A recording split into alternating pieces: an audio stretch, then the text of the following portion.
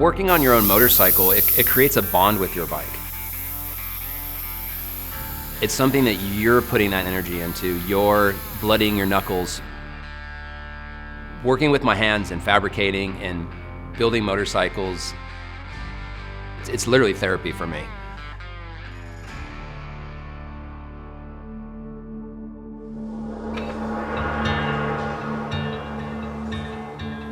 Second builder in this program is Jake from Barnstorm. Now, Jake is one of my favorite builders. Me and him got very close about 5 years ago. He is like what West Coast is doing for the sports side of V-twin motorcycles. He kind of continues that in the Northeast. Really talented builder, amazing fabricator. His vision is just insane. Having him get his hands on this bike, he's done a lot of innovative stuff in the earlier days on the Indian Bagger program. So to see what he does on this mid-size bike is gonna be pretty amazing. My name is Jacob Cutler. I'm from Spencer, Massachusetts, and I've been riding and working on motorcycles since I was 3 years old. Hey, welcome to Barnstorm. Let's check out the shop. It's basically our main shop area. Got a number of lifts, bikes of all varieties, projects in various stages. We got a Challenger up on this lift here. It's getting a few proprietary Barnstorm parts, mid-controls, dash kit, chain kit probably. Pretty much well underway on this project. Welding, fabrication area we do, handlebar manufacturing, that kind of thing. This room in the back is kind of our dirty room, fab room. Some grinding, some welding, milling machine, lathe, jump shear. Just enough to get yourself in trouble and have some fun. All right, Jake, first and foremost, super excited you're on this project. I love your style stuff, and we're here, dude. You got the bike. I can see it in the background. Sucker's torn down. What's your direction on the bike? How's things going so far? Yeah, man. Looking to kind of pick up on the performance aspect that the bike kind of comes with, but accentuate it a little bit. Obviously, it's got the high performance front end and the bigger brakes. So we're going to probably do a little bit of a lift in the front, give it a little bit more ground clearance. Probably going to rework the handlebar area a little bit. Nice. And then we'll be bringing some aesthetic changes and some cosmetic changes to the engine components, some of the cover, some of that kind of thing, just to kind of switch the look up a little bit, give it a little bit more of an aggressive look. But really the goal is just to kind of create like a really, really tight, comfortable bike that you can, really lean into the corners and really just hammer on, do the twisties on the straightaways and have a lot of fun with it. So that's kind of the goal. So I'm assuming this is probably the first time you've worked on this Chief platform. Like, what's your thoughts on it? Overall, very impressed with the bike. I was able to put some miles on it before I tore it down, even though it was about 40 degrees here. And it was a lot of fun. It was a lot of fun, especially once I clicked it into sport mode. I was very happy.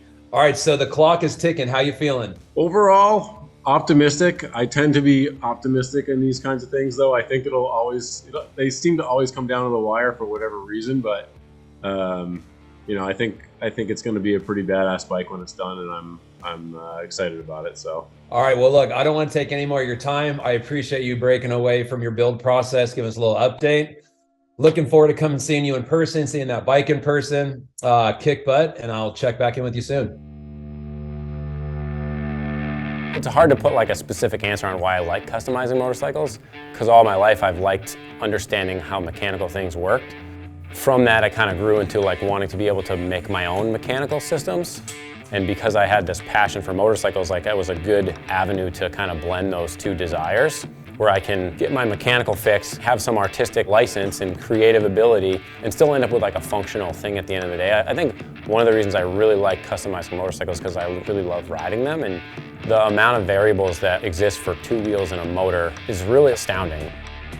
You just think about how many different versions of a motorcycle have been created and that there's still new things to come up with. It's inspiring and it's exciting.